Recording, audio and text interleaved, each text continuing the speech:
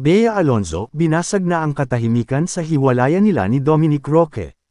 Nagsalita na ang Kapuso star na si Bea Alonzo hinggil sa hiwalayan nila ng fiancé na si Dominic Roque.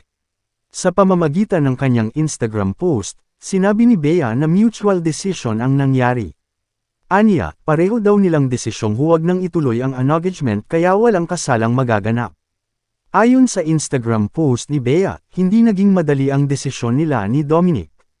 Gusto raw sana nilang maging tahimik at ipanalangin ang kanilang desisyon subalit marami na raw lumutang na espekulasyon, tanong, at insulto laban sa kanilang dalawa. May tinukoy rin si Bea na tila may ilan daw na nagkumpirma sa kanilang break-up na hindi man lang daw kumuha ng consent mula sa kanila. May ilan ding gumawa ng ridiculous stories na walang basehan at sumisira sa kanilang pangalan, kaya nagpasya na si Bea na mag-post ng anunsyo tungkol sa break-up. Gusto na raw nilang matahimik gayon din ang kanilang mga pamilya na nadadamay na sa issue. Nakiusap naman si Bea na ihinto na ang paggawa ng mga kwento at pagbabato ng masasakit na salita laban sa kanila ni Dominic.